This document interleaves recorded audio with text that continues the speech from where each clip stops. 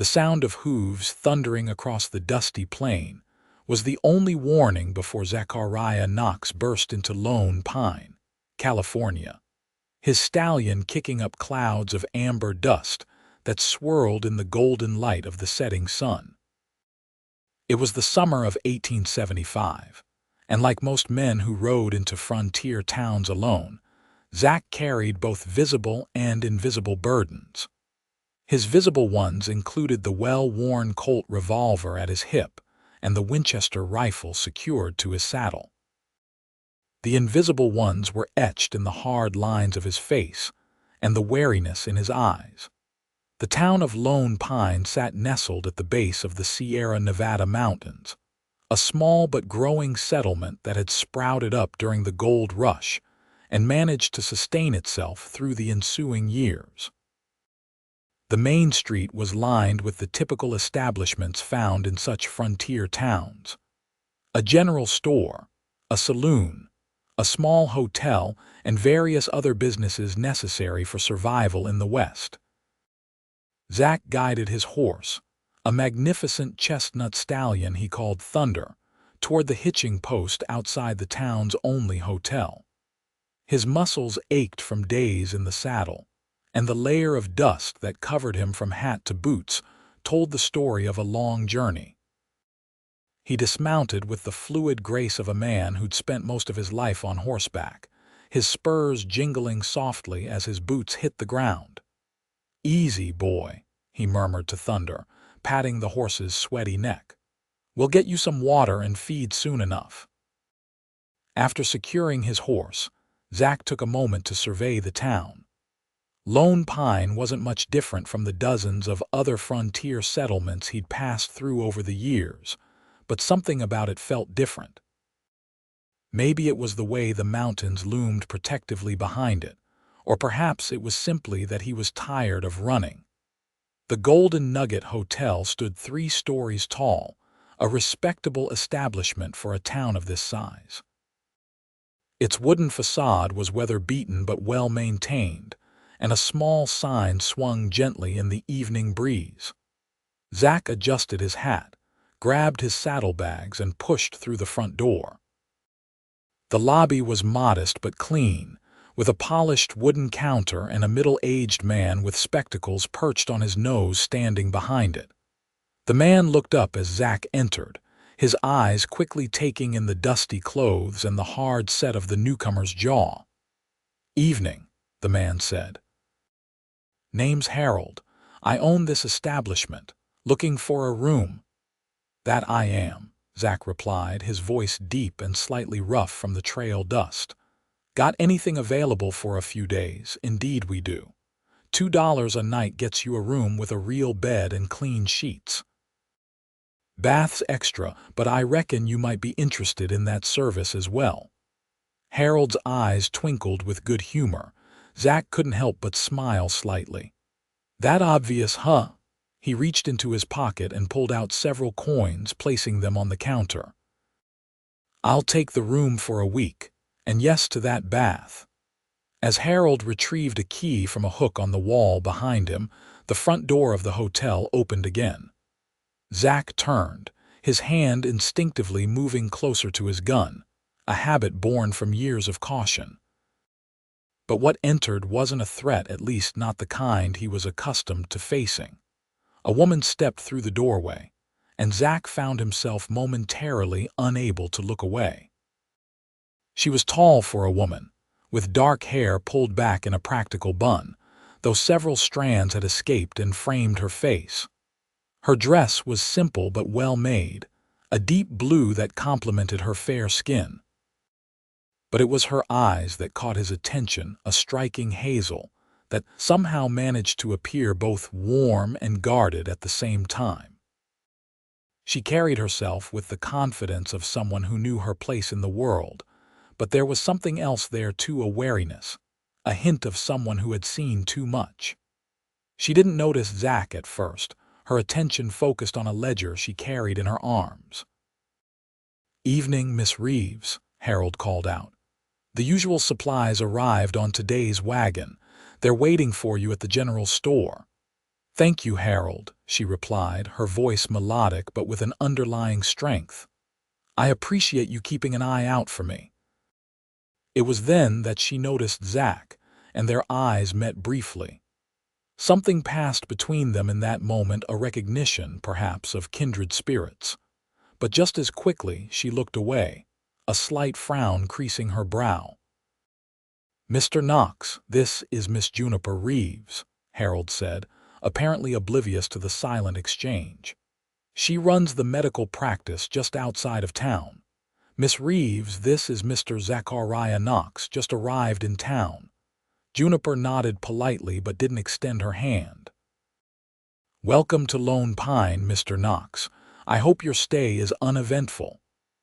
There was a slight emphasis on the last word that suggested she'd seen too many eventful stays from men like him.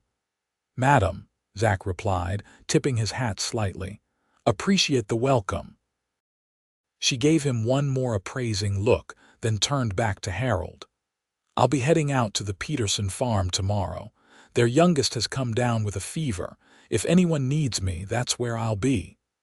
"I'll pass the word along," Harold assured her. With a final nod to both men, Juniper turned and left the hotel, her skirts swishing softly against the wooden floor. Zach watched her go, intrigued despite himself. "Miss Reeves is something of a fixture around these parts," Harold commented, handing Zach his room key. "Came here about 3 years ago and set up practice. Best doctor we've ever had, even if some folks were skeptical of a woman physician at first." Zach pocketed the key. "A woman doctor, that's unusual." "That it is," Harold agreed, "but she's proven herself many times over. Saved more lives than I can count. Keeps to herself mostly, though. Friendly enough but private." He paused, giving Zach a knowing look. "Much like yourself, I'd wager." Zach didn't respond to that. "Rooms upstairs. Second floor, third door on the right. Bath'll be ready in about 30 minutes.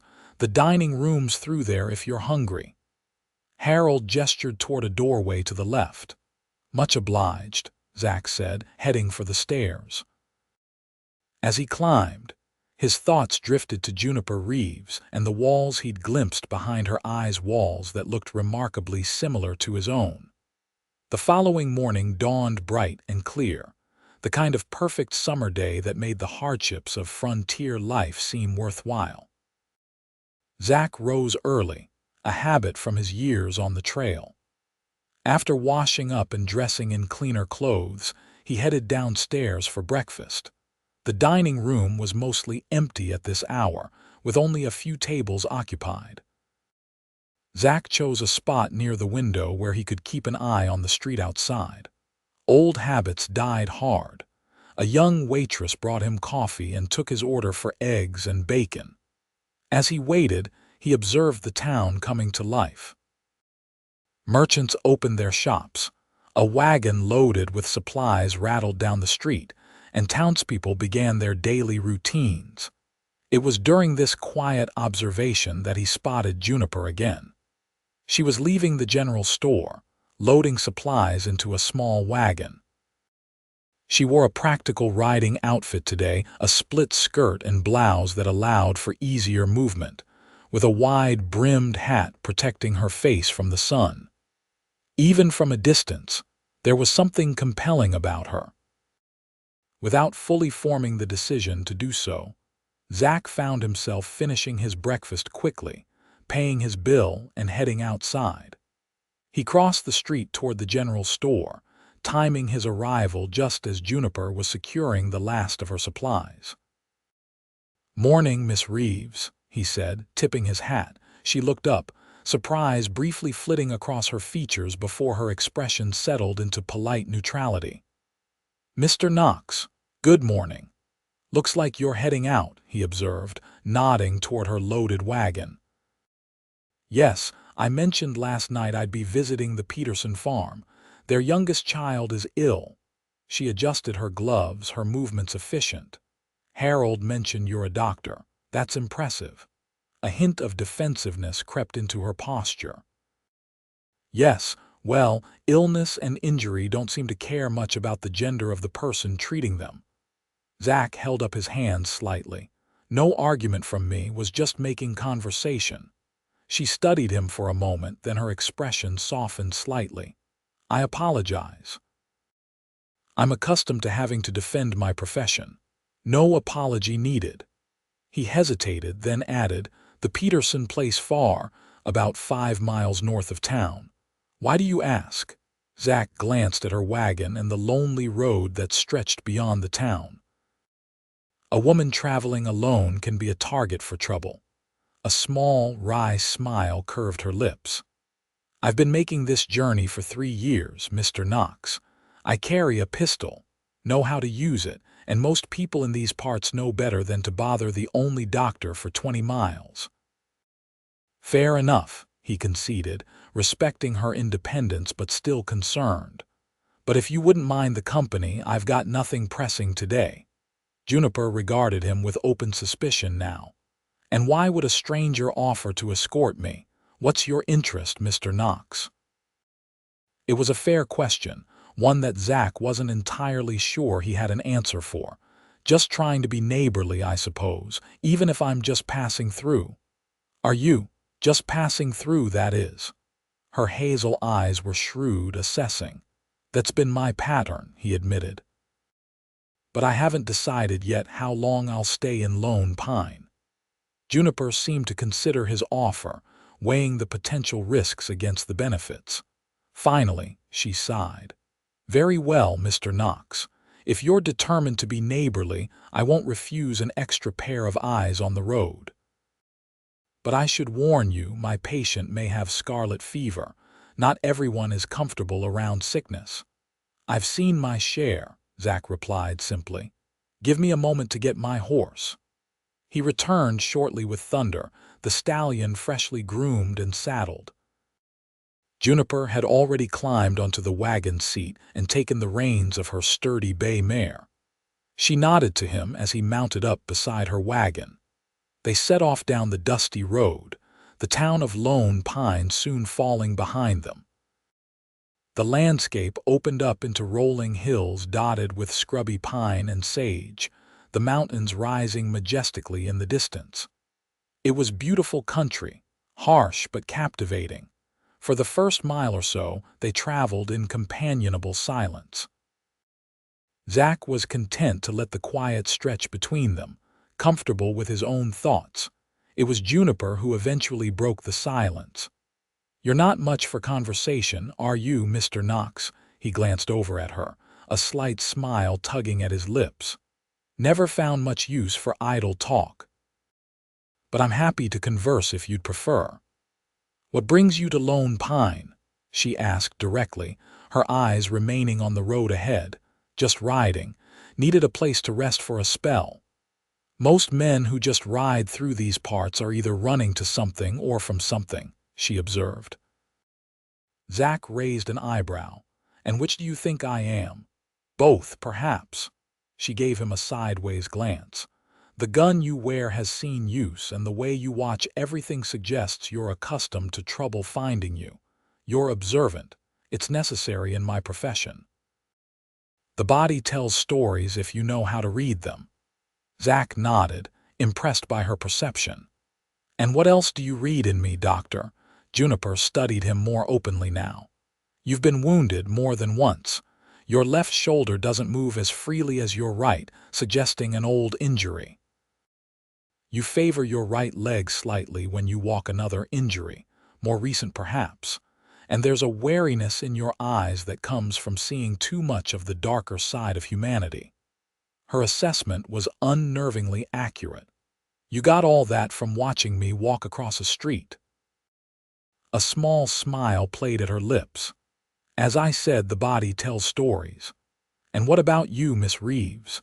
What stories does your body tell? The smile vanished, and she turned her attention back to the road. Nothing of interest, I assure you. But Zach had seen enough in the brief moment before she looked away, a flicker of pain, of memories she'd rather not revisit. He recognized it because he saw the same look in his own reflection too often. I doubt that, he said quietly. but I respect your privacy." They fell silent again, but it was a different kind of silence now, one filled with unspoken understanding. As they continued their journey, Zach kept a watchful eye on their surroundings. The road was relatively safe, but bandits were always a possibility in these remote areas. His instincts remained sharp from years of necessity. "Have you been a doctor long?" he asked after a while, genuinely curious about her. "I trained at the Women's Medical College of Pennsylvania," she replied. "Graduated in '70, worked in a hospital in Chicago for 2 years before coming west." "That's impressive schooling. Why leave civilization for a place like this?" Juniper's hands tightened slightly on the reins. "Civilization, as you call it, isn't always civilized. Sometimes the frontier offers more freedom, especially for a woman in my position." There was a story there Zach could tell, but it wasn't his place to pry. "Fair enough. These people are lucky to have you. And what about you, Mr. Knox? What did you do before you took to just riding?" It was Zach's turn to feel the discomfort of personal questions. "Bit of everything. Worked cattle drives, did some scouting for the army, tried my hand at mining." "And during the war?" she asked perceptively. "Confederate cavalry," he admitted, watching for her reaction. The war between the states had ended a decade ago, but its wounds still ran deep for many. Juniper nodded, her expression neutral. "I treated soldiers from both sides after Gettysburg. Death doesn't discriminate based on the color of one's uniform." "No, it doesn't," Zach agreed quietly, memories of blood-soaked battlefields briefly darkening his thoughts. Their conversation was interrupted as they crested a small hill and a modest farmhouse came into view. Smoke rose from the chimney, and a man worked in a nearby field. He looked up at the sound of their approach, then waved and headed toward the house. "That's Thomas Peterson," Juniper explained. "His son Daniel is the one who's ill, 6 years old and usually full of energy." Zach nodded, following as she guided the wagon toward the farmhouse. The Peterson place was typical of frontier farms, a main house built of rough-hewn logs, a barn, and a few outbuildings. A woman appeared in the doorway as they approached, relief visible on her tired face. "Thank goodness you've come, Doctor," she called out as Juniper brought the wagon to a stop. "Mrs. Peterson," Juniper acknowledged, gathering her medical bag. "How is Daniel this morning?"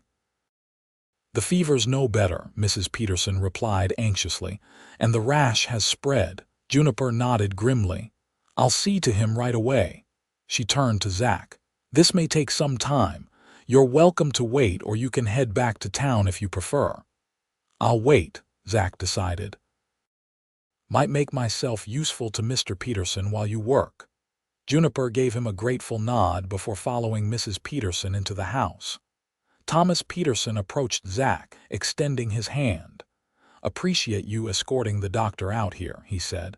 "Don't believe we've met." "Thomas Peterson." "Zachariah Knox," Zach replied, shaking the man's hand. "Just passing through town. Thought Miss Reeves could use some company on the road." Peterson nodded appreciatively. "Good of you. Road's usually safe, but you never know these days." He glanced toward the house, worry creasing his weathered face.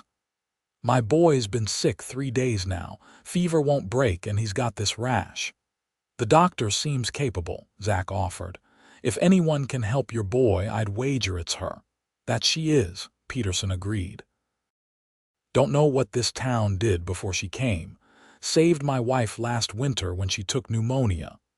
He sighed, then seemed to shake off his worry. "I was just fixing some fencing on the north side. Could use an extra pair of hands if you're offering."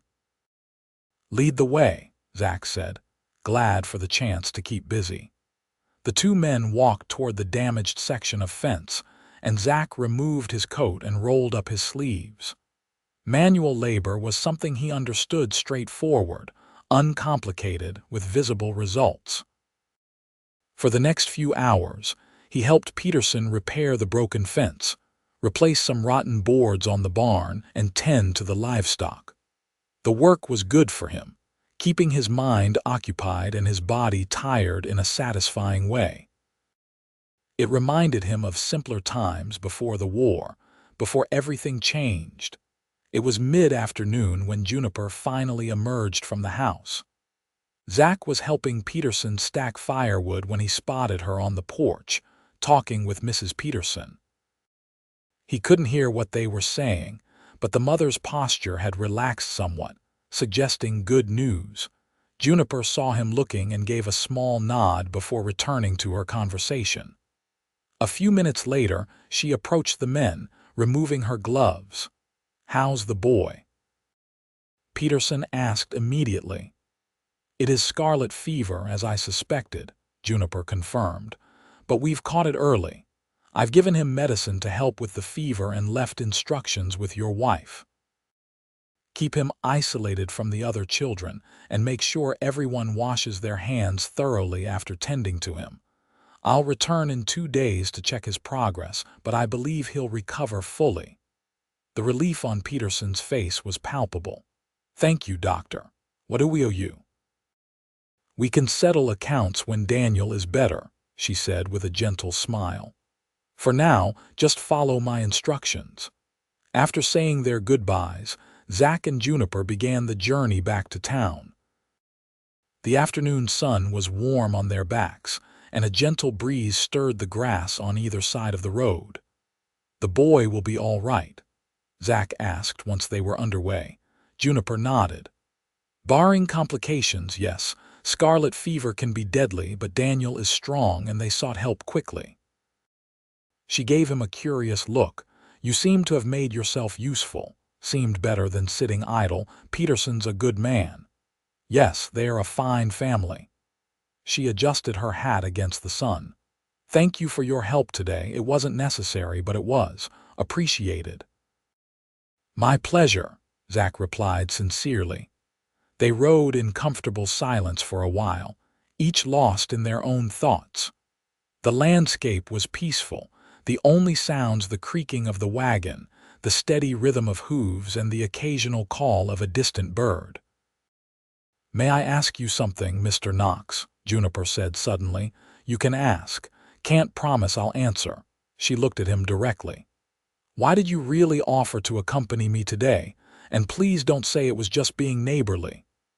Zach considered her question, knowing she deserved honesty. "I'm not entirely sure myself," he admitted. "Something about you interested me, I suppose." "Interested you," she repeated, her tone guarded. "Not in the way you're thinking," he clarified quickly. "There was something familiar about you. The way you carry yourself, like you're bearing weight no one else can see." Juniper's expression closed off immediately. "I don't know what you mean." "I think you do," Zach said gently. "It takes one to know one, as they say." She fell silent, her hands tightening on the reins. For a moment, Zach thought she wouldn't respond at all. When she finally spoke, her voice was quiet but firm. "Whatever you think you recognize in me, Mr. Knox, you're mistaken. My life is my own concern, and I've no interest in sharing it with a stranger passing through town." Zach nodded, accepting her rebuke. "Fair enough. I apologize if I overstepped." The remainder of their journey passed in silence, but it wasn't the easy quiet they'd shared earlier. Now there was tension, a wall that Zach regretted building with his presumption. As they approached Lone Pine, the sun was beginning to set, painting the sky in brilliant oranges and pinks. The town looked almost picturesque in this light, hiding its rough edges and hardships. Juniper directed her wagon toward a small building set slightly apart from the main street. A simple sign identified it as J. Reeves, M.D. Behind the office stood a modest house, presumably her residence. "This is where I leave you, Mr. Knox," she said formally as she brought the wagon to a stop. "Thank you again for your escort." Zach tipped his hat. "My pleasure, Miss Reeves." "I hope the boy recovers quickly." She nodded. then hesitated as if weighing her next words carefully. "Mr. Knox, I appreciate your concern, misplaced though it may be, but I've learned that in this life it's best to keep one's troubles private and one's expectations low." Before he could respond, she had already climbed down from the wagon and was unloading her supplies with efficient movements that made it clear his help wasn't needed or wanted. Respecting her wishes, Zach turned Thunder toward the hotel. But as he rode away, he couldn't help glancing back once, watching as Juniper carried her medical bag into her office, straight-backed and solitary. There was a story there, one that resonated with his own in ways he couldn't fully articulate. And despite her clear dismissal, Zach found himself increasingly certain that their paths would cross again. The next few days passed quietly for Zach. He explored the town, familiarizing himself with its layout and inhabitants. Lone Pine was larger than it first appeared, with nearly 500 residents and a growing reputation as a supply hub for nearby mining operations. It had the usual frontier establishments: 2 saloons, a church, a school, a jail with a no-nonsense sheriff named Graham, and various businesses catering to local needs. Zach kept to himself mostly, taking his meals at the hotel and spending evenings nursing a whiskey at the less rowdy of the 2 saloons. He observed more than he participated, a habit that had served him well over the years. People talked freely around a quiet man, and Zach learned much about the town this way. He heard about the silver mine 10 miles to the north that employed many of the town's men. He learned that Lone Pine had survived a devastating fire 2 years prior and had rebuilt stronger than before. And he heard numerous stories about Juniper Reeves, the woman doctor who had arrived mysteriously 3 years ago and saved countless lives since. "Woman's a miracle worker," declared Sam Wilson, the blacksmith, one evening at the saloon. "My Martha was bleeding something fierce after our last little one came. Doc Reeves stayed with her 3 days straight, wouldn't leave her side until the bleeding stopped. Saved my Emmett's leg after that mining accident," another man added. Any other doctor would have taken it off without a second thought, but she worked on him for hours, got all the crushed bone out, sewed him up proper. "Leg's stiff, but it works." "She's a fine doctor," nodded the barkeeper. "Bit standoffish, but can't fault her skills." "Wonder why a woman like that ends up in a place like this," mused Wilson. "Could make a real living in a big city with her education." "Heard she had some trouble back east," said the barkeeper, lowering his voice conspiratorially. "Something about a prominent doctor she was engaged to." Never got the full story. The conversation moved on, but Zach filed away the information. It aligned with his impression that Juniper was running from something just as he was. On his 4th day in Lone Pine, Zach found himself walking past Juniper's medical office. He hadn't seen her since their return from the Peterson farm, though he'd thought about her more than he cared to admit. Her door was open, and on impulse, he decided to check if she was in. The office was small but meticulously organized. A waiting area with several chairs occupied the front room, while a partially open door revealed an examination room beyond. There was no sign of Juniper, but a young boy sat in one of the waiting chairs, his arm crudely bandaged and tears streaking his dirt-smudged face. "You waiting for the doctor, son?" Zach asked, approaching the boy who couldn't have been more than 10 years old. The boy nodded miserably. "Fell out of Johnson's apple tree. Doc Reeves ain't here, but Mrs. Miller next door said she'd be back soon and to wait." Zach glanced at the bandaged arm, which was clearly causing the boy significant pain. "Mind if I take a look while we wait? I've set a few broken bones in my time." The boy hesitated, then nodded. Zach knelt beside him and gently unwrapped the makeshift bandage. The arm was indeed broken, the unnatural angle leaving no doubt. The skin hadn't been pierced, which was fortunate, but the boy would be in considerable pain until it was set. "What's your name?" Zach asked as he carefully rewrapped the arm to stabilize it. "Tommy." "Tommy Miller," the boy replied, wincing as Zach tied off the bandage. "Well, Tommy, you've got yourself a clean break. Dr. Reeves will need to set it properly, but you'll be good as new in a few weeks." He smiled reassuringly.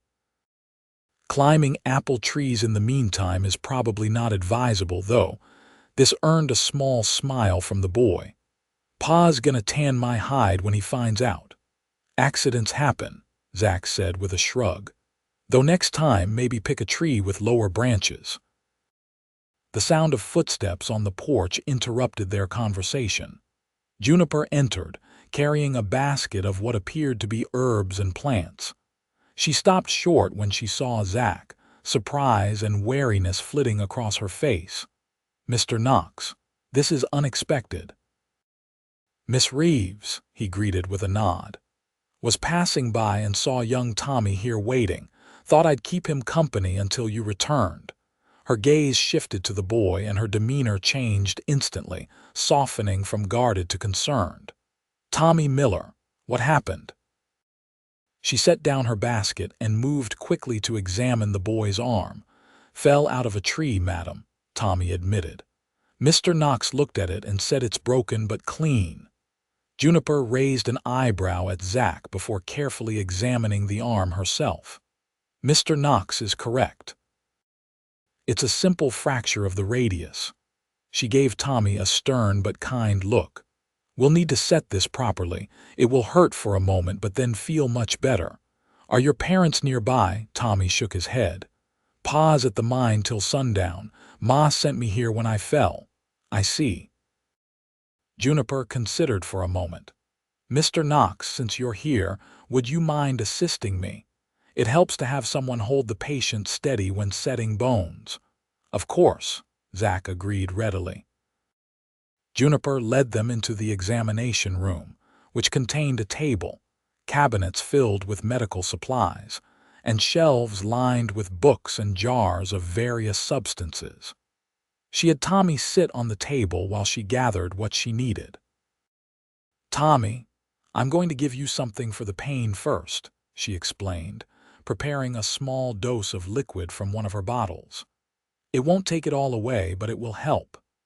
As the boy drank the medicine, making a face at the taste, Juniper gave Zach quiet instructions. "When I tell you, I'll need you to hold his shoulder and upper arm steady. The set needs to be quick and precise." Zach nodded, impressed by her professional efficiency. They waited a few minutes for the medicine to take effect, during which Juniper distracted Tommy with questions about school and his friends. When she judged the time right, she positioned herself at Tommy's side and nodded to Zach. "Now, please." Zach held the boy firmly but gently as Juniper took hold of his wrist and forearm. With practiced movements, she pulled and rotated the arm, manipulating the bone back into proper alignment. Tommy cried out once, but it was over quickly. "There," Juniper said soothingly. "The worst part is done. Now we just need to splint it to keep the bone in place while it heals." She worked efficiently, applying wooden splints and wrapping the arm securely. "You'll need to keep this dry and clean, Tommy. No more tree climbing until I say it's healed, understood?" "Yes, madam," Tommy promised, looking with fascination at his splinted arm. "Good boy. I'll give you something for pain to take home. If it starts to swell or feels hot, have your mother bring you back immediately." She finished securing the bandage and helped Tommy down from the table. "I'll stop by tomorrow to check on you." After providing Tommy's mother with instructions and medicine, and sending the boy home with a peppermint stick for his bravery, Juniper turned her attention to Zach, who had remained quiet throughout the procedure. "You handled that well," she observed, washing her hands in a basin. "You've had medical training." Zach shook his head. "Just experience. When you're far from doctors, you learn to deal with injuries as best you can. Your assessment was accurate, she acknowledged. That was indeed a clean fracture of the radius. You've a good eye.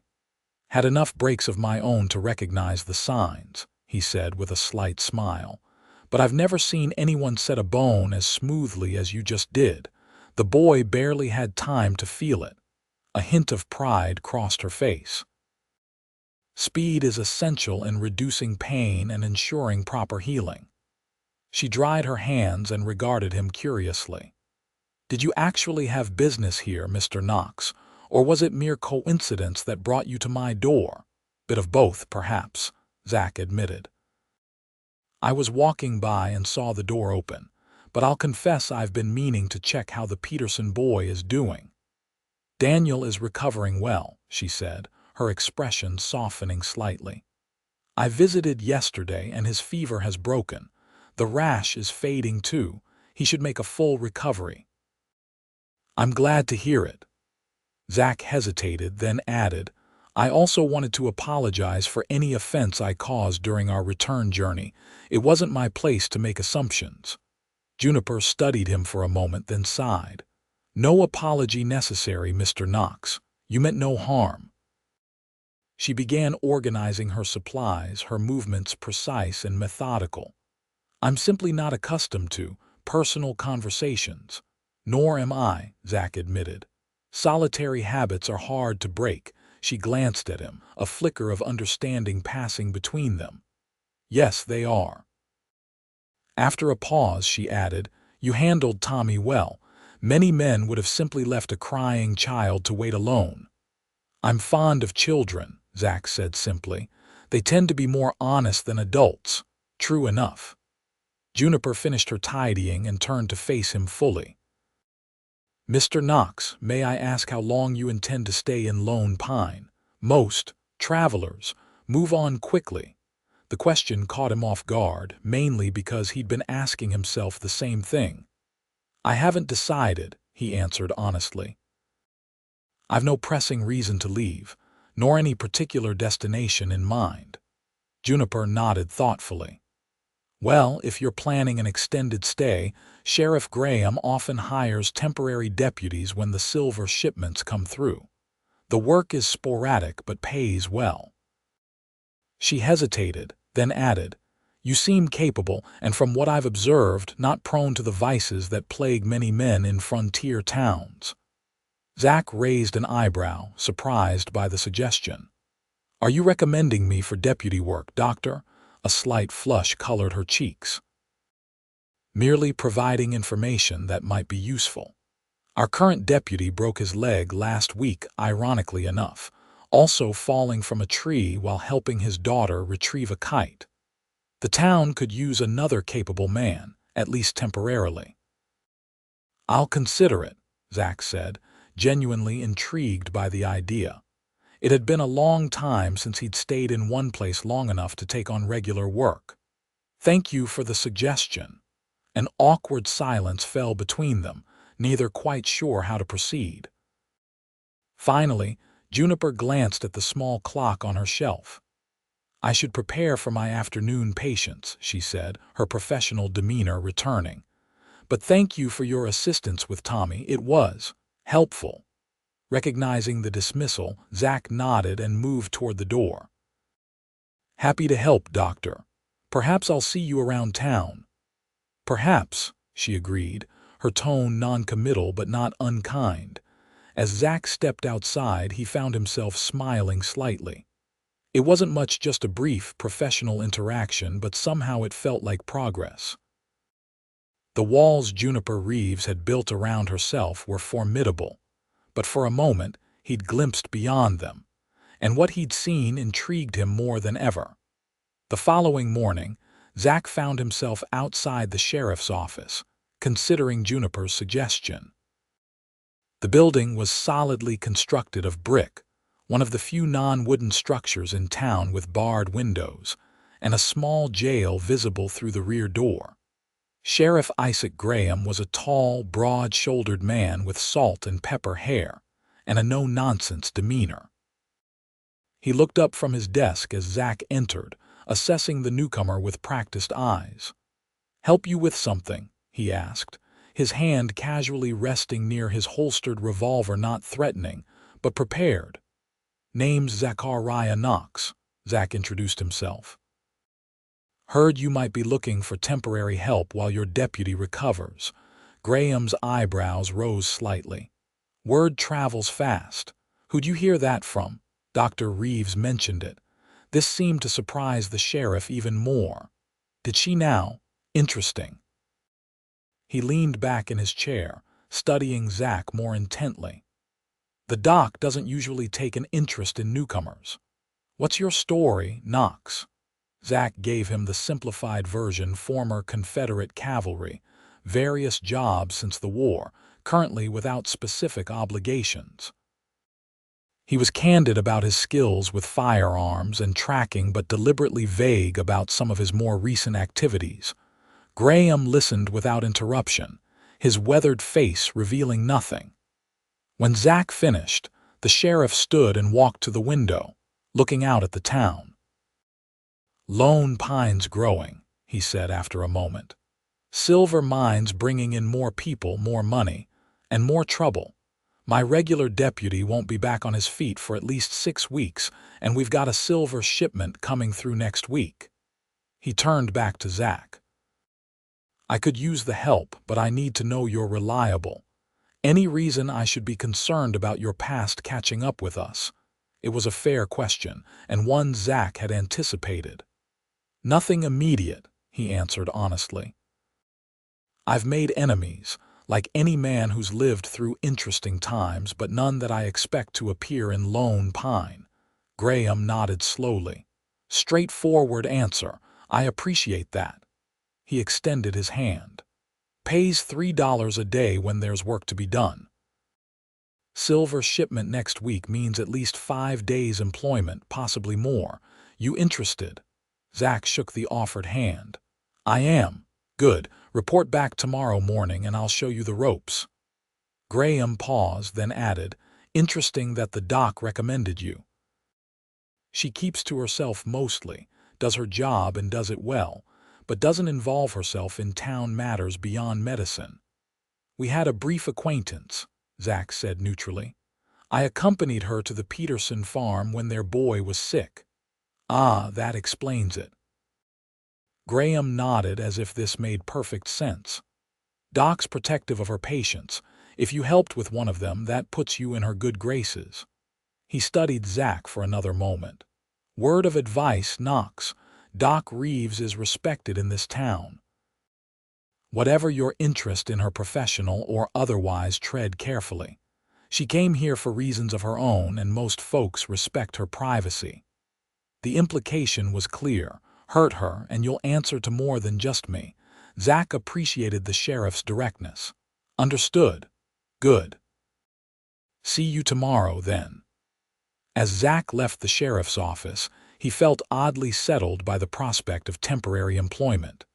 It had been a long time since he'd had legitimate work, longer still since he'd felt any inclination to put down roots, however temporarily. Lone Pine was just another frontier town, similar to dozens he'd passed through before. Yet something about it, or perhaps someone in it, made him want to linger. Over the next few days, Zach learned the routines of a deputy's work. Sheriff Graham was thorough in his training, showing Zach the town boundaries, introducing him to key citizens, and explaining local laws and their enforcement. The work wasn't complicated, but it required constant vigilance and good judgment, qualities Zach had in abundance. Mostly, they dealt with minor disturbances, drunken minors on payday, minor disputes between merchants, the occasional lost child or wandering livestock. Graham was fair but firm, respected by the townsfolk for his consistency and integrity. Zach saw Juniper occasionally during his rounds. She would be entering a home to tend to a patient, or gathering supplies at the general store, or simply walking through town on her errands. They would exchange nods or brief greetings, but nothing more. She seemed particularly busy, and Zach was content to give her space. It was on his 5th day as deputy that trouble found them. Zach was making his evening rounds, checking that businesses were secured for the night, when he heard a woman's angry voice coming from the alley beside the rougher of the town's 2 saloons. "I told you no. Now let me pass." Zach recognized Juniper's voice immediately and quickened his pace. As he rounded the corner into the alley, he saw her backing away from 3 men miners by the look of their clothes, and clearly intoxicated. "Aw, come on, Doc," one of them slurred, reaching for her arm. "Just a drink." "Pretty lady like you shouldn't be alone all the time." Juniper evaded his grasp, her expression furious rather than frightened. "I'm returning from treating your foreman's wife, gentlemen. Now step aside." "We ain't gentlemen," another miner laughed, blocking her path. "And we ain't stepping nowhere till you agree to be friendlier." "The lady asked you to move," Zach said calmly, his hand resting on his revolver as he stepped into the alley. The miners turned, momentarily startled by his appearance. The largest of them, a burly man with a wild beard, squinted at Zach's deputy badge. "This ain't your business, lawman," he growled. "We're just having a friendly conversation with the doc here." "Doesn't sound friendly to me," Zach replied, his voice level but carrying an unmistakable edge. "And harassing the town doctor is very much my business." He deliberately positioned himself between the miners and Juniper. "I suggest you gentlemen return to your drinking and forget this unfortunate lapse in judgment." The bearded miner stepped forward aggressively. "And if we don't?" In one fluid motion, Zach drew his revolver and cocked it, the sound echoing in the narrow alley. "Then I'll arrest you for disturbing the peace, public drunkenness, and threatening a citizen. Your choice." For a tense moment, the miners seemed to consider their options. Then the bearded one spat on the ground and backed away. "Ain't worth the trouble. Come on, boys. Plenty of willing women elsewhere." As they shuffled away, muttering curses, Zach holstered his weapon and turned to Juniper. "Are you all right?" She nodded, straightening her slightly disheveled clothing. "Yes, they're harmless, really just drunk and stupid. It happens occasionally." Despite her dismissive words, he could see she was shaken. "May I walk you home?" he offered. Juniper hesitated, then nodded. "Thank you, I'd appreciate that." They walked in silence for a few minutes, Zach matching his pace to hers. The streets were mostly empty at this hour, with only the occasional lantern light visible through windows. "I hear you've taken work with Sheriff Graham," Juniper said finally. "I have. Temporary position while his deputy heals." "It suits you," she observed. "You have a natural authority." Zach glanced at her, surprised by the compliment. "Thank you. It's familiar work in some ways. You've been a lawman before, among other things." They reached her home, a modest but well-maintained house behind her medical office. A small garden was visible in the moonlight, filled with what Zach assumed were medicinal herbs. Juniper paused at her gate, turning to face him. "Thank you for your intervention, Deputy Knox, though I could have handled those men." "I don't doubt it," Zach said sincerely, "but it's my job now." She studied him in the moonlight, her expression unreadable. "Yes, I suppose it is." She seemed about to say something more, then changed her mind. "Good night, Mr. Knox." "Good night, Doctor." As he watched her enter her home, Zach found himself strangely reluctant to leave. There was something about Juniper Reeves that drew him, a complexity beneath her controlled exterior that resonated with his own hidden depths. But she clearly valued her privacy, and he respected that too well to intrude. With a sigh, he continued his rounds, his thoughts lingering on the woman doctor who seemed as adept at healing others as she was at keeping her own wounds hidden. The silver shipment arrived 3 days later, bringing with it increased activity in Lone Pine. The town's main street bustled with wagons, miners, and the various merchants and opportunists who followed wealth. Sheriff Graham and Zach maintained a visible presence, their vigilance a deterrent to the trouble that often accompanied such events. The shipment was substantial, over $10,000 worth of silver from the nearby mine, bound for San Francisco. It would remain in Lone Pine overnight before continuing its journey under armed guard. "Biggest target in town tonight," Graham commented as they secured the silver in the bank's vault. "We'll take turns watching. I'll take first shift. You get some rest and relieve me at midnight." Zach nodded, knowing neither of them would sleep much until the shipment was safely on its way. "Anything I should know about local troublemakers who might get ideas?" "Most of our problems are just drunk miners," Graham replied. "But there's a gang operated by a man named Reese Watson that hit a shipment from the Carson City mine last month. Word is they're looking for another score." Description: Watson's tall, lean, with a scar across his left cheek. Usually travels with 4 or 5 men, all dangerous. Graham checked his pocket watch. "Get some food and rest while you can. Could be a long night." Zach headed to the hotel dining room, where he ordered a substantial meal. As he ate, he observed the various travelers and locals who filled the room. Most were miners or merchants, their conversations revolving around silver prices and business opportunities. His attention was drawn to the entrance as Juniper walked in. She looked tired, her practical dress slightly wrinkled as if she'd been wearing it all day. She spoke briefly to the hostess, who directed her to a small table in the corner. Without fully considering his actions, Zach rose and approached her table. "Evening, doctor. Mind if I join you?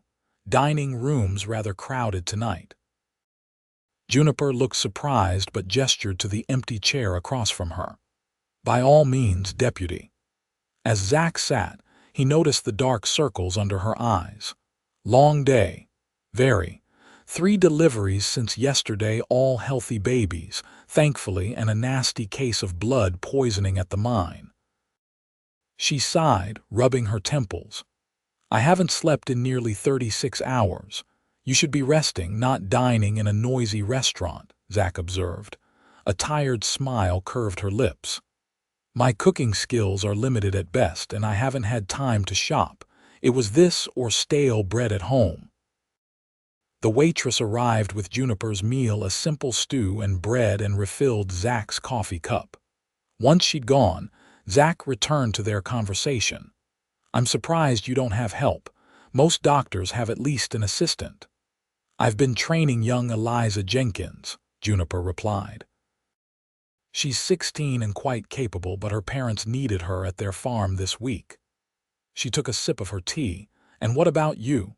"I hear the silver shipment arrived today." Zach nodded. "I'm on duty at midnight. Sheriff's concerned about possible trouble. The Watson gang." At his surprised look, Juniper explained, "Doctors hear things. People talk while I'm treating them. Seems these men have been causing problems throughout the region." "That's what Graham said. We'll be watching carefully tonight." They ate in companionable silence for a few minutes.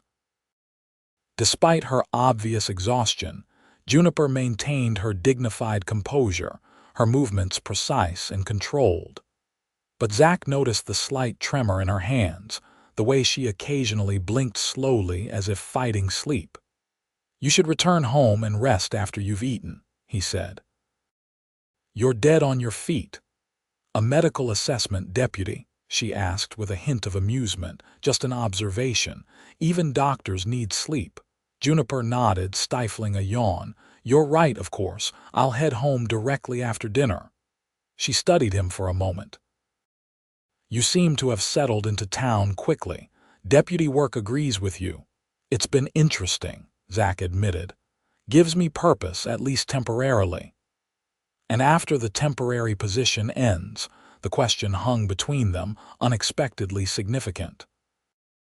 Zach realized he hadn't thought much beyond the immediate future, unusual for a man who typically planned his exits before fully arriving anywhere.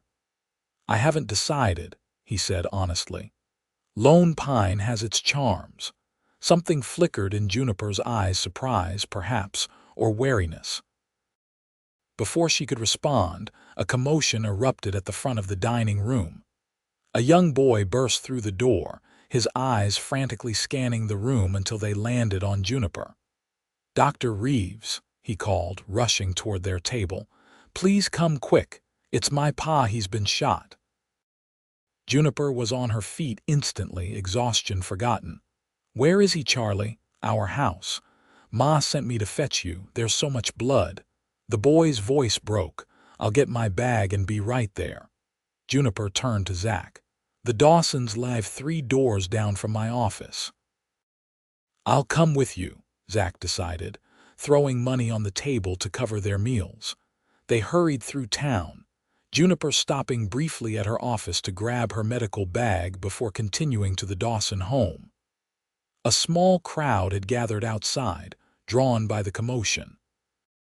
Zach pushed through, clearing a path for Juniper.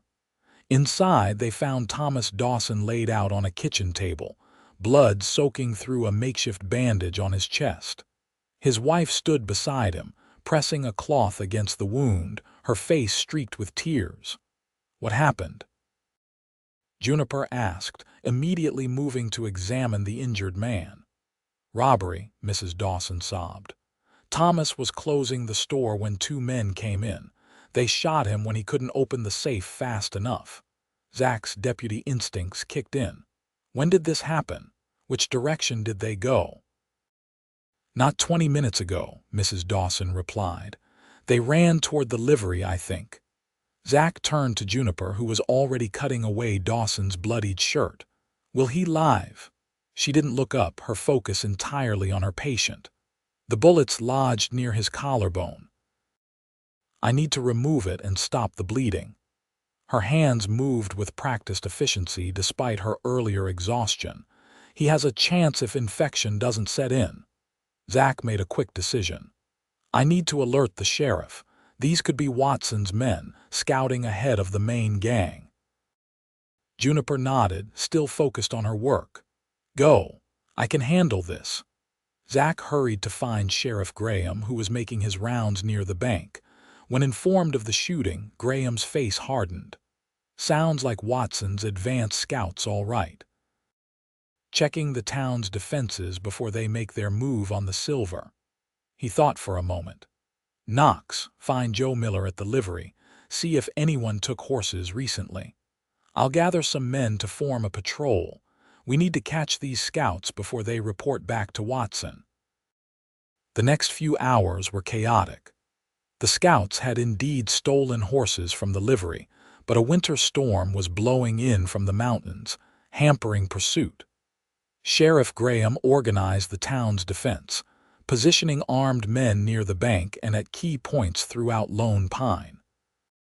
It was well past midnight when Zach finally had a chance to check on Thomas Dawson.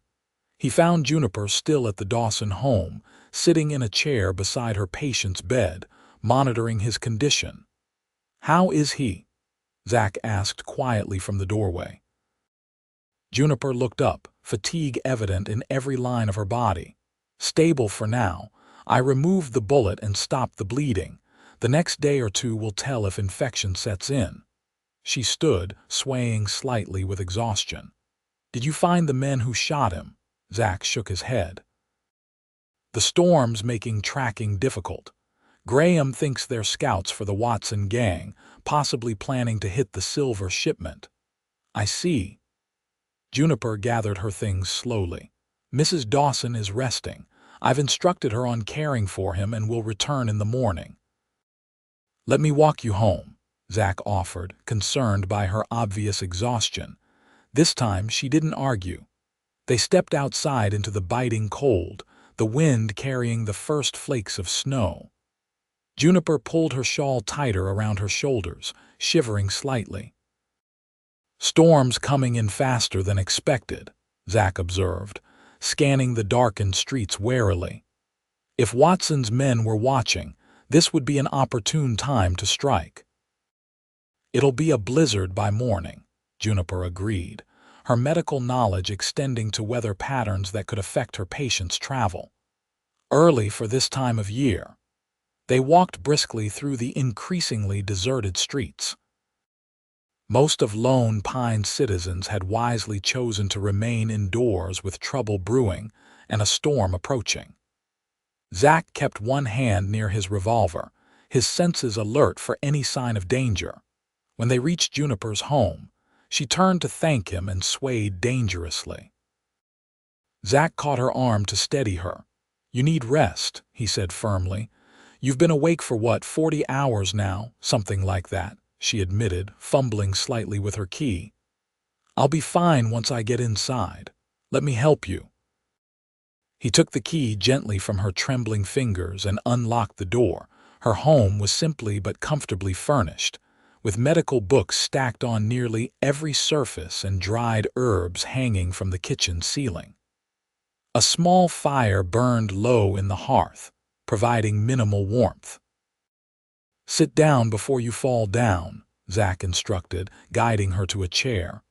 "I'll build up the fire." Too exhausted to protest, Juniper sank into the chair and watched as he added logs to the dying embers. "You should be patrolling," she murmured. "The Silver Graham has men positioned throughout town," Zach assured her. "I'll join them shortly, but you'll be no good to anyone if you collapse from exhaustion." Once the fire was blazing properly, Zach filled a kettle and set it on the stove. "Tea," Juniper nodded gratefully. "Cupboard above the stove. The tin on the left." As he prepared the tea, Zach was struck by the domesticity of the moment, so at odds with the tension outside and his own typically solitary existence. It felt natural, somehow, to be here in this woman's kitchen, tending to her needs as she had tended to so many others. He brought her the steaming cup, which she accepted with both hands, savoring the warmth. "Thank you. You should sleep," he said, moving toward the door. "Lock this behind me." "I'll check on you in the morning." Juniper looked up at him, her professional mask momentarily lowered by exhaustion. "Be careful, Mr. Knox. Watson's men are killers." "I'm aware," he said simply. "Rest now, doctor." As he stepped back into the cold night, Zach heard the lock click behind him. He stood for a moment, gazing at the closed door, oddly reluctant to leave. Then, with a sigh, he turned and headed toward the bank, where the silver and likely trouble waited. The storm intensified overnight, blanketing Lone Pine in several inches of snow by dawn. The temperature dropped dramatically, and howling winds created drifts that blocked doorways and made travel nearly impossible. It was, as Graham grimly noted, perfect weather for an attack. Visibility was poor. Reinforcements couldn't reach them, and the town was effectively isolated. The silver shipment's departure was delayed indefinitely until the storm passed. This meant extended vigilance for Zach and the other defenders, most of whom had been awake all night. "Go get a few hours' sleep," Graham told Zach as morning broke. "I'll need you alert later." This storm could last days. Zach nodded, too exhausted to argue. He trudged through the snow to the hotel, checked his room carefully out of habit, and collapsed onto the bed without removing his boots. Despite his fatigue, sleep came fitfully, his mind cycling through possible scenarios for Watson's attack. He awoke mid-afternoon to the sound of urgent knocking. Drawing his revolver, he approached the door cautiously. "Who is it?" "Eliza Jenkins, sir. Dr. Reeves sent me." Zach opened the door to find a young girl of about 16, bundled against the cold and looking anxious. "Deputy Knox, the doctor needs your help," she said breathlessly. "She's at the Peterson farm." "Mr. Peterson came to town this morning through the storm. Their boy Daniel's taken a turn for the worse. The doctor went back with him, but they were followed." Zach was instantly alert. Followed? By whom? Men on horseback. The doctor thinks they might be the outlaws everyone's talking about. She sent Mr. Peterson on to bring his family to town while she stayed to treat Daniel. But she's worried the men might come to the farm, thinking the silver might be moved that way to avoid the main roads. When did this happen? Zach demanded, already reaching for his coat and gun belt. About 2 hours ago. I would have come sooner, but it was hard getting through the snow. Zach considered the situation quickly. The Peterson farm was 5 miles north, a difficult journey in this weather, but not impossible. If Watson's gang had indeed followed Peterson and Juniper, thinking they might lead to the silver, then Juniper was in serious danger. Does Sheriff Graham know? Eliza nodded. I told him first. He's organizing men to secure the town in case it's a diversion. He said to tell you he can spare one man to accompany you to the Peterson place. No need, Zach decided. Better to have all available men here protecting the silver. Tell Graham I've gone to bring the doctor back safely. After sending Eliza back to the sheriff with his message, Zach hurried to the livery where Thunder was stabled. The stallion was restless after being confined, eager for exercise despite the weather. It's going to be a rough ride, boy, Zach murmured as he saddled the horse. He checked his Winchester, ensuring it was loaded, and filled his saddlebags with extra ammunition. If Watson's men were at the Peterson farm, he'd need every bullet. The journey north was grueling. The wind cut through Zach's heavy coat, and Thunder struggled through snowdrifts that sometimes reached his chest. Visibility was limited to a few yards ahead, forcing Zach to rely on his knowledge of the road and his horse's sure-footedness. It took nearly 2 hours to reach the vicinity of the Peterson farm. Zach approached cautiously, leaving Thunder concealed in a small copse of trees about a quarter-mile from the farmhouse. On foot, he made his way closer, moving from cover to cover. The farmhouse appeared peaceful at first glance, smoke rising steadily from the chimney into the gray sky. But as Zach observed more carefully, he noted several details that confirmed his suspicions. Multiple sets of horse tracks in the snow, and a man stationed at the corner of the barn, a rifle in his hands. Watson's men had indeed found the farm and presumably Juniper inside. Zach counted at least 3 horses in the crude lean-to beside the barn. That meant at least 3 outlaws, possibly more if some were inside. He needed to get closer to assess the situation fully before attempting a rescue. Using the falling snow as cover, Zach worked his way around to the back of the property. He moved silently, years of tracking and hunting making him nearly invisible in the winter landscape. As he neared the house, he heard raised voices from inside. Don't care about your patient, lady. Where's the old man gone? Is he bringing the silver this way? The voice was harsh, demanding. As I've told you repeatedly, Mr. Peterson went to town for medicine. Juniper's voice was steady, uncowed. There is no silver being transported this way. The shipment is still in Lone Pine. A sharp sound, a slap followed by a man cursing. You're lying. Why else would you risk this storm? Because a child is dying of pneumonia, Juniper replied, her voice tight with controlled anger. Something you might understand if you had any humanity in you. Another voice, calmer but somehow more menacing. Doc, we don't want to hurt you or the kid. Just tell us what you know about the silver route and we'll be on our way. I know nothing about any silver route, Juniper insisted. I'm a doctor, not a bank employee or a sheriff's deputy. Speaking of deputies, the calmer voice continued, that new one Knox. He seems mighty protective of you. Word is he walked you home last night. A brief silence, then Juniper's voice again. Deputy Knox was ensuring a citizen's safety during a time of heightened threat, nothing more.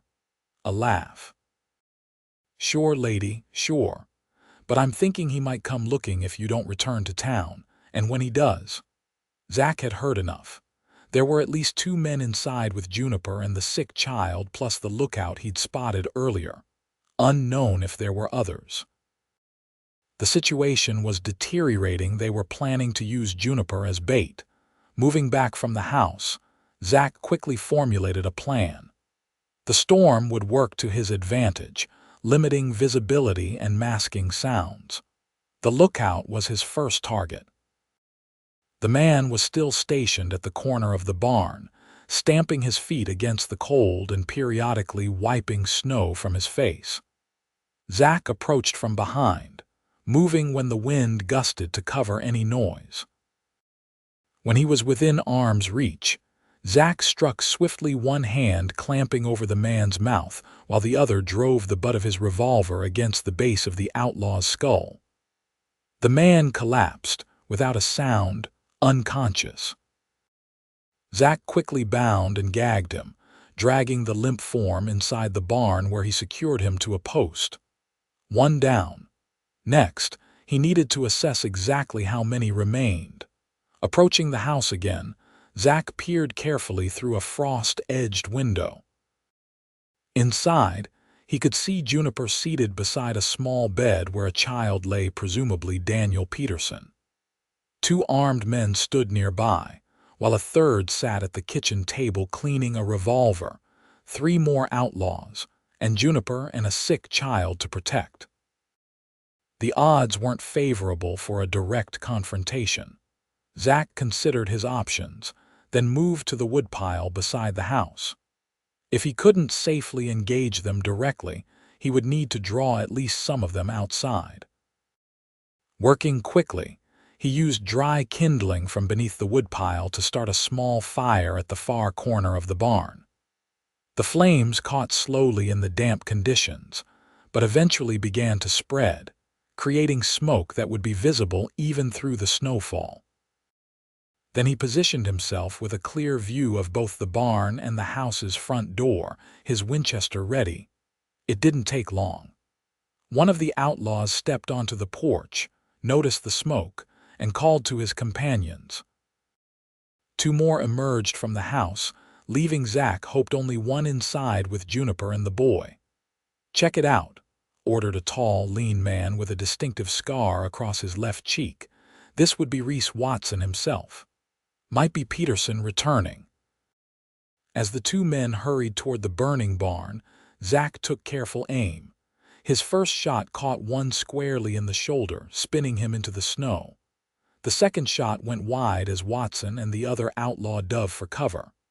"Knox," Watson shouted, recognizing the ambush. "That you, lawman?" "You're outnumbered." Zach didn't respond, instead changing position quickly as bullets thudded into the woodpile where he'd been. The element of surprise was gone, but he'd reduced the odds somewhat. A sudden scream from inside the house changed everything. Juniper's voice, filled with pain or fear. Zach's heart raced as Watson laughed.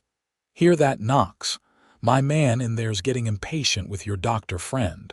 Throw down your gun and maybe we'll let her live."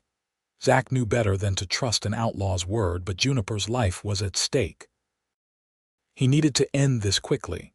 The wounded outlaw was still down, writhing in the snow. Watson and the third man were behind separate covers, Watson behind a water trough, the other behind a tree stump. The fourth remained inside with Juniper. Zach made his decision. Keeping low, he circled wide around to approach the house from the side while Watson and his man were focused on the woodpile. Another scream from inside spurred him to move faster. Reaching a side window, Zach peered carefully inside. The remaining outlaw had Juniper by the arm, his gun pressed to her temple. But Juniper wasn't cowering despite the danger. She stood between the man and Daniel's bed, protecting her patient even now. Zach raised his rifle and fired through the window. The glass shattered as the bullet found its mark, striking the outlaw in the side. The man staggered, his gun discharging harmlessly into the ceiling as he fell.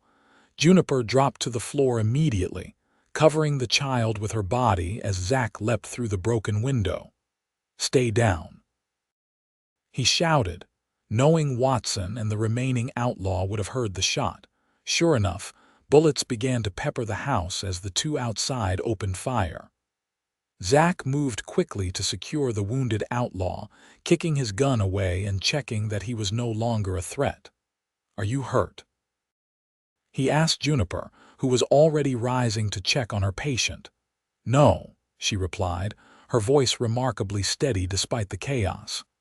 "Daniel's condition is stable, but we need to get out of here. There's no real cover in this house if they decide to rush us." Zach nodded grimly. "Watson's outside with one man. I downed another by the barn, but he's only wounded. They've got us pinned for now." As if to emphasize his point, another volley of bullets struck the house, one splintering the doorframe dangerously close to where they stood. "Suggestions?" Juniper asked, moving to gather her medical supplies. "There's a cellar door on the south side," Zach recalled from his earlier observation of the property. "If we can reach it, we might be able to circle behind them." Juniper nodded. "The boy, we'll have to take him with us," Zach decided. Too dangerous to leave him. Working together, they bundled Daniel in blankets. The boy was semi-conscious, his breathing labored from pneumonia. Juniper administered a dose of medicine before they moved him. "Ready?" Zach asked, reloading his Winchester. Juniper nodded, her face set with determination. "Ready. I'll go first. Draw their fire to the north side. When you hear me shooting, take Daniel out through the cellar door and head for the trees to the south. Stay low." Without waiting for a response, Zach moved to the north window and fired several shots in quick succession, aiming for Watson's position. As expected, both outlaws returned fire, focusing their attention on that side of the house. Juniper didn't hesitate. With Daniel secured in her arms, she slipped through the kitchen to the cellar door. Zach continued firing, moving from window to window to give the impression of multiple defenders. Through a gap in the curtains, he saw Juniper emerge from the cellar door, bent low with her precious burden. She moved swiftly toward the tree line, using the falling snow as cover. Once certain she was safely away, Zach prepared to make his own escape. But as he turned from the window, a sudden crash announced Watson kicking in the front door. The outlaw leader stood framed in the doorway, his revolver aimed steadily at Zach. "End of the line, lawman." Zach dropped to one knee as Watson fired, the bullet passing through the space where his head had been a moment before. Rolling to the side, Zach returned fire, his bullet grazing Watson's arm. Watson cursed but didn't fall, ducking behind a cabinet as he reloaded. "Where's the doc and the kid?" he demanded. "They worth dying for, Knox." "You tell me," Zach replied, using the distraction to edge toward the back door. "You're the one bleeding for a silver shipment that isn't even coming this way." "Oh, it'll come," Watson snarled.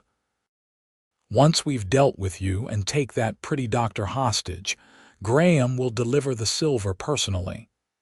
"You've badly misjudged Graham," Zach said, still moving slowly backward. "And the doctor." A floorboard creaked beneath his boot, and Watson fired again, the bullet splintering wood inches from Zach's leg. "No more talking," Watson growled, emerging from cover with his gun raised. But before he could fire, a shot rang out from outside. Watson staggered, a look of surprise crossing his face as blood blossomed on his shirt front. He turned, staring in disbelief at the doorway where Juniper stood, a smoking revolver in her hand. "Like I told you," she said calmly, "I know how to use this." Watson crumpled to the floor, his gun falling from lifeless fingers. Juniper lowered her weapon, her expression grim but resolute. "Daniel?" Zach asked, moving quickly to check that Watson was truly dead. "Safe. I left him sheltered in a hollow tree just beyond the property line." She glanced at Watson's body, then at Zach. "I couldn't let him shoot you." "Thank you," Zach said simply. "You're a surprisingly good shot for a doctor." A ghost of a smile touched her lips. Surprisingly, the remaining outlaw, seeing his leader fall, attempted to flee on horseback. Zach stepped onto the porch and fired a warning shot that sent the man tumbling from his saddle into a snowdrift. Within minutes, he was secured with the others. By nightfall, they had retrieved Daniel, tended to the wounded outlaws, Juniper's oath as a doctor compelling her to treat even those who had threatened her, and secured the farmhouse. The storm still raged outside, making immediate return to town impossible. "We'll have to wait it out," Zach decided, banking the fire to provide warmth through the night. "Graham will send men when the weather breaks, but that could be tomorrow or the day after." Juniper nodded, checking Daniel's temperature again. "His fever's down slightly." "The crisis has passed, I believe." She straightened, wincing as she did so. "You're hurt," Zach observed, noticing her discomfort for the first time. "It's nothing, just bruises from when that man grabbed me." She attempted to dismiss his concern, but Zach wasn't fooled. "Let me see," he insisted gently. After a moment's hesitation, Juniper rolled up her sleeve to reveal dark bruises forming on her upper arm where the outlaw had gripped her. Anger flared in Zach's chest at the sight. "I'm fine," she assured him, rolling her sleeve down again. "Bruises heal." Zach nodded, respecting her stoicism but still concerned. "You should rest. I'll keep watch." "We both need rest," Juniper countered. "The outlaws are secured and no one else will venture out in this storm. We can take turns watching Daniel." It was a sensible suggestion, and Zach was too exhausted to argue. They arranged makeshift bedding near the fire juniper closest to Daniel so she could monitor his condition, Zach positioning himself between them and the doors out of protective instinct. As they settled in for the night, the wind howling outside and the fire crackling comfortingly, a strange peace fell over the scene. Despite the danger they had faced, or perhaps because of it, the walls between them had lowered slightly. "I've never killed a man before," Juniper said suddenly, her voice quiet in the darkened room. "I've spent my life trying to save lives, not take them." Zach turned to look at her, her profile illuminated by the firelight. "You saved my life, and Daniel's." "Sometimes that's the choice we're faced with," she nodded slowly. "I know, I don't regret it, it's just not something I was prepared for." "Few people are," Zach said gently. "Taking a life changes you even when it's necessary." Juniper was silent for a long moment. "You speak from experience." "Yes." Another silence stretched between them, not uncomfortable but weighted with unspoken understanding. "How did you know?" Juniper asked finally. "When we first met, you said you recognized something in me. What was it?" Zach considered his answer carefully. "Loss," he said at last. "The kind that reshapes who you are. I've carried mine for years. I recognize the same in you." Juniper's breath caught slightly, but she didn't deny it. "We all have our ghosts, I suppose. Some heavier than others." She turned to face him then, her eyes reflecting the firelight. "And yours, Mr. Knox, are they very heavy?" It was a question no one had asked him in years, perhaps ever. The weight of his past was something he carried alone, a burden he'd never considered sharing. "Yes," he admitted, the single word containing volumes. Juniper studied him for a long moment, then said softly, "Perhaps that's why you recognized mine." The admission hung between them, neither a beginning nor an end, but an acknowledgement of shared understanding. Eventually, exhaustion claimed them both, and they drifted into sleep with the storm still raging outside. Morning brought a temporary lull in the blizzard. The snow had stopped falling, though heavy clouds promised more to come. Zach woke at first light, immediately checking their prisoners, secure and alive if uncomfortable, and the perimeter of the farmhouse, undisturbed. He returned to find Juniper already awake, tending to Daniel. The boy looked better, his breathing easier, and some color returned to his cheeks. "The fever's broken," Juniper announced with quiet satisfaction. "With proper care, he'll make a full recovery." "Good news," Zach said, relieved for the child's sake and for the Petersons. "The storm's let up for now. If we leave soon, we might make it back to town before the next wave hits." Juniper nodded, gathering her medical supplies. "The prisoners? We'll take them with us. Watson's dead, but the others will stand trial for their crimes." They worked efficiently together, preparing for the journey. The two uninjured outlaws were secured on horses, while the wounded man was placed in a small cart Zach found in the barn. Daniel, wrapped warmly in blankets, would ride with Juniper in Peterson's wagon. The journey back to Lone Pine was slow but uneventful. The snow made travel difficult, but the clear skies and daylight made navigation easier than Zach's journey out had been. They encountered a search party led by Sheriff Graham. About halfway to town, Thomas Peterson had indeed made it to Lone Pine and raised the alarm. "Watson?"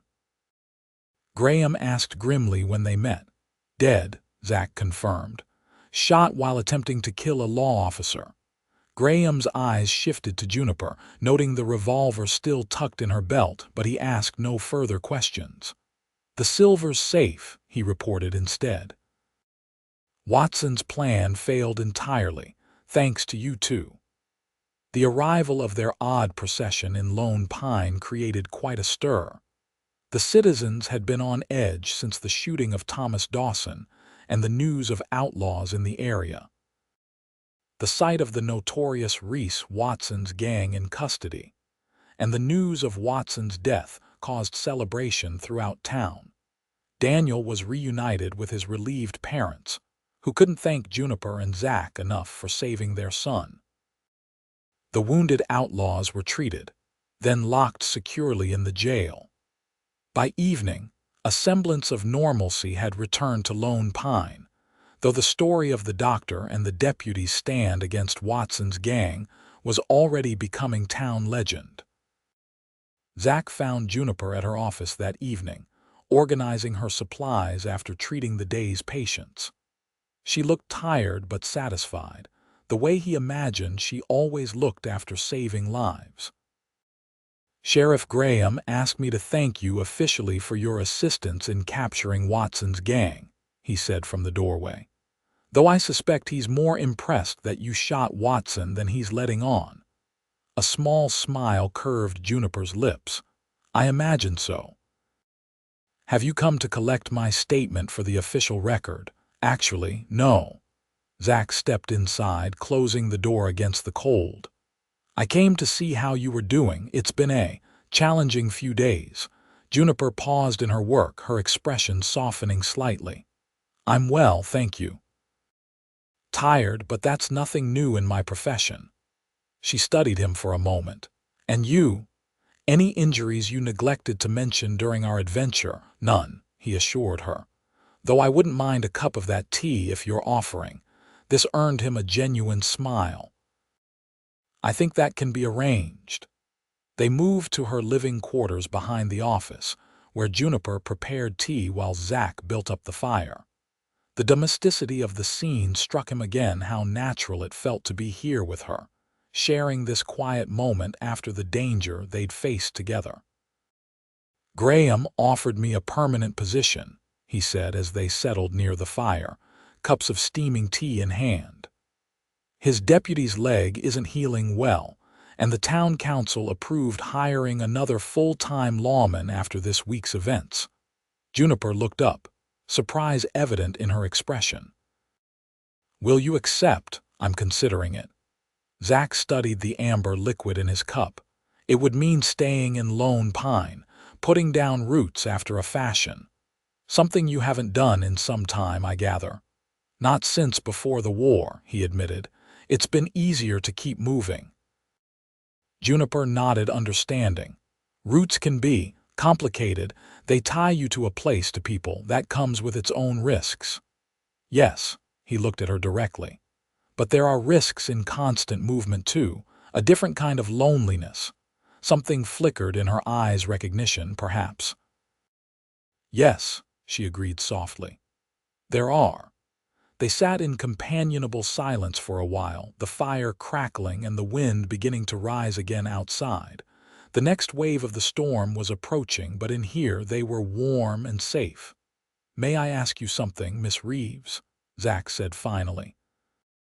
She glanced at him, wariness returning slightly. "You may ask." Why Lone Pine? Of all the places a woman doctor could practice, why here? Juniper considered the question, or perhaps whether to answer it at all. Eventually, she sighed. I needed a fresh start. Somewhere remote, where no one knew me or my history. She set her cup down, her fingers tracing the rim absently. I trained in Philadelphia, practiced in Chicago. I was engaged to another doctor there, Charles Whitney, a respected surgeon. She paused, and Zach remained silent, giving her space to tell her story at her own pace. Charles was controlling, charming in public, cruel in private. He undermined my confidence, isolated me from friends and colleagues. When I finally ended our engagement, he used his influence to destroy my reputation. Her voice remained steady, but her fingers trembled slightly. He spread rumors that I had misdiagnosed patients, prescribed dangerous treatments. No hospital in Chicago would employ me. "So you came west," Zach supplied quietly. Juniper nodded. "Where a doctor, any doctor, would be welcome, regardless of gender or rumors, where I could rebuild my life on my own terms." She smiled slightly. "I didn't expect to find a home here, but I have. These people trust me, respect my abilities. That's worth more than any position in a prestigious city hospital." "I understand," Zach said sincerely. "Sometimes the place that heals you is the one you least expected." She looked at him curiously. "And what about you, Mr. Knox? What are you healing from?" It was Zach's turn to consider whether to share his past. Juniper had trusted him with hers. He owed her the same honesty. "The war changed me," he began, "as it did many men. But it was what came after that broke me, I think." He set his own cup aside, the memories uncomfortable but necessary to share. "I had a wife, Sarah, and a young son, William. After Appomattox, I returned to our farm in Tennessee, tried to rebuild, to be the husband and father they deserved." Juniper listened intently, her expression compassionate but not pitying. "In '67, a group of former Union soldiers, deserters turned outlaws, raided our farm while I was in town. By the time I returned..." He paused, the pain still fresh despite the years. "They were gone. My family, my home, everything." "I'm so sorry," Juniper said softly. Zach nodded acknowledgement of her sympathy. "I tracked those men for 2 years, found them one by one, brought some to justice, delivered my own to others." His voice hardened. "When it was done, I had nothing left. No home, no purpose. So I kept moving, taking whatever work came my way, never staying long enough to form attachments." "Until now," Juniper observed. "Until now," he agreed, meeting her gaze. "Perhaps it's time to stop running." Something shifted between them in that moment, a deepening of understanding, a recognition of kindred spirits. Both had suffered losses, both carried scars, both had chosen solitude as protection. "I told myself I would never trust anyone again," Juniper said quietly. "Especially not a man. Charles took so much from me, my confidence, my reputation, my ability to believe in others." She looked down at her hands. "I built walls to protect what remained. Walls serve a purpose," Zach acknowledged, "but they keep everything out, the bad and the good." Juniper raised her eyes to his. "Yes. I'm beginning to realize that." The wind howled outside, rattling the windows as the storm returned in force. But inside, by the fire, something new was taking root, fragile, tentative but real. "It's getting late," Juniper said finally, though she made no move to rise. "And the storm is worsening." "I should go," Zach agreed, equally reluctant, "or you could stay." The words seemed to surprise her as much as him. "The guest room," she clarified quickly. "It would be foolish to venture out in this weather when there's shelter here." Zach studied her face, seeing not just the offer of practical shelter but a deeper invitation to trust, to begin breaking down the walls they had both built so carefully. "Thank you," he said simply. "I'd like that." As the blizzard raged outside, they talked long into the night, sharing stories of their lives before the wounds that had shaped them. Juniper's childhood in Pennsylvania, with parents who had encouraged her unconventional ambitions. Zach's years working his family's farm before the war divided the nation. It was the beginning of something neither had sought, but both, perhaps, had needed: a connection based on mutual understanding and respect, a recognition that their damaged parts fit together in a way that made them both stronger. Spring came early to Lone Pine that year. The harsh winter gave way to a riot of wildflowers and new growth, both in the land and among its people. Thomas Dawson recovered fully from his gunshot wound. Daniel Peterson grew stronger by the day, his brush with pneumonia leaving no lasting effects. The remaining members of Watson's gang were tried and sentenced to lengthy prison terms. And in the heart of town, two people who had expected to spend their lives alone began to imagine a different future. Zach had accepted Graham's offer of permanent employment, moving from the hotel to a small house near the sheriff's office. His duties kept him busy. The growing town attracted both honest settlers and troublemakers seeking opportunity. But he found time each day to visit Juniper, bringing her flowers from the hillsides, or simply sharing a cup of coffee and conversation between her patients. Their courtship progressed slowly, carefully, each mindful of the other's past wounds. There were setbacks, moments when old fears surfaced, when trust faltered, but they faced these together, with patience and understanding that deepened their connection. It was on a warm evening in late May that they sat together on the porch of Juniper's home, watching the sunset paint the mountains gold. Juniper had spent the day delivering twins at her ranch outside town, while Zach had mediated a land dispute between neighboring farmers. They were both tired but content in each other's company. "I delivered a letter to Eliza Jenkins today," Zach mentioned casually. "From the Women's Medical College in Philadelphia. They've accepted her application for the fall term." Juniper's face lit with pride. "That's wonderful. She'll make an excellent doctor."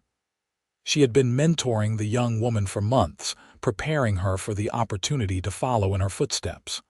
"I'll miss her assistance, but this is what she deserves." "The town will miss you too when you join her in Philadelphia," Zach said quietly. Juniper turned to him in confusion.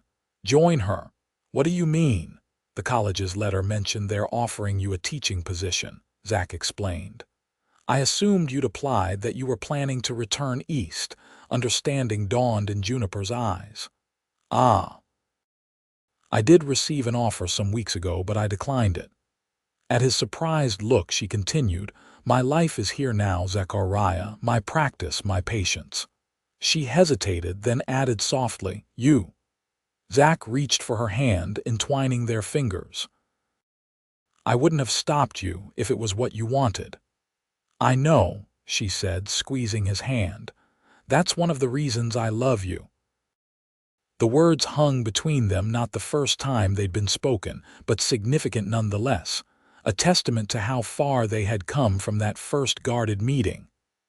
"I love you too, Juniper," Zach replied, his voice rough with emotion. "More than I thought possible after Sarah." "Different, but just as real." Juniper leaned against him, her head resting on his shoulder. "I used to think I was too damaged to love again," she admitted. "After Charles, I believed no man would ever see me the real me and accept both my strengths and my wounds. Zach placed a gentle kiss on her hair, and I thought my past had hollowed me out, left nothing but emptiness and anger. He smiled slightly. We were both wrong. Juniper looked up at him, her hazel eyes reflecting the sunset. Yes, we were. As twilight deepened around them, Zach shifted slightly to face her. I've been carrying something with me for weeks now, waiting for the right moment. He reached into his pocket and withdrew a small velvet pouch. I'm not sure this is that moment, but I don't want to wait any longer. From the pouch, he produced a ring, a simple gold band set with a small, perfect diamond. This was my mother's, he explained. The only thing I kept from my past life. I'd like it to be part of my future, our future, if you'll have me. Juniper's eyes widened as she understood what he was asking. Zachariah, I know we're both scarred, he continued quietly, both carrying ghosts that may never fully leave us. But perhaps that's what makes this work. We understand each other's damage in a way no one else could. Tears glistened in Juniper's eyes, but her smile was radiant. We're a perfect match, aren't we? Broken in complementary ways. I prefer to think of it as strengthened by experience, Zach said, his own smile matching hers. Like a bone that heals stronger at the break. A medical analogy, Juniper laughed softly. How appropriate.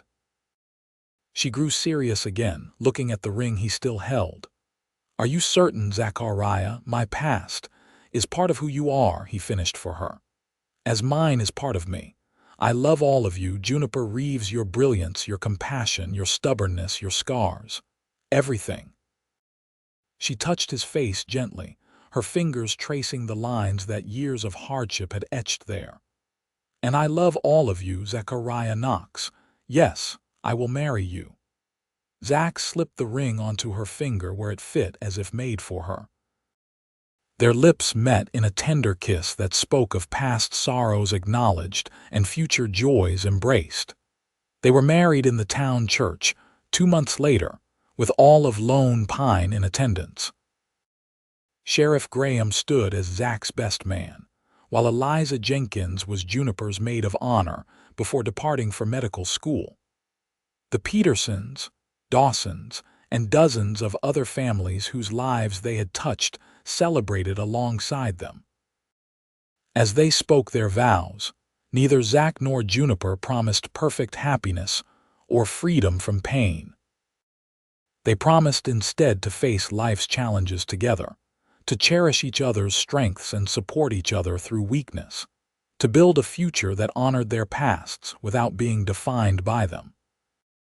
When the minister pronounced them husband and wife, Zach took Juniper's face gently between his hands. Thank you for showing me that damage doesn't mean broken beyond repair, he whispered. Juniper smiled up at him, her eyes filled with love and understanding. And thank you for proving that sometimes the most perfect matches are the most unexpected ones. As they sealed their union with a kiss, the citizens of Lone Pine erupted in cheers, celebrating not just a marriage but a healing two souls who had found in each other not completion, but companionship on the continuing journey of becoming whole. In the years that followed, their life together flourished. Juniper continued her medical practice, eventually training several local girls who followed Eliza's path to formal education. Zach served as deputy until Graham's retirement, when he was elected sheriff by a town that had come to respect his quiet strength and unwavering integrity. Their home became a haven not just for themselves, but for others in need, orphan children temporarily housed until permanent homes could be found, travelers stranded by weather or circumstance, young women seeking escape from situations too similar to Juniper's past. And in time, their family grew.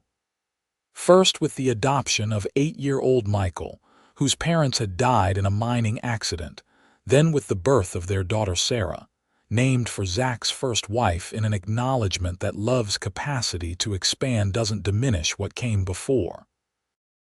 There were challenges, of course nightmares that occasionally still plagued them both, moments when old fears resurfaced, the constant dangers of frontier life. But they faced these together, stronger as a pair than either had been alone.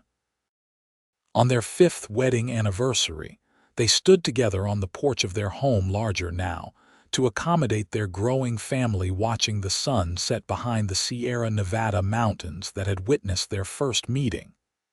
"You ever regret staying in Lone Pine?" Zach asked, his arm around his wife's shoulders. "You could have returned to Philadelphia, taught medicine to generations of women." Juniper leaned into him, content. "Never. My work here matters. I've saved lives that would have been lost without a doctor nearby. I've helped girls like Eliza pursue their dreams." She looked up at him, the love in her eyes undimmed by years of marriage. "And I found you here, which makes Lone Pine the most important place in my world, even with all our scars."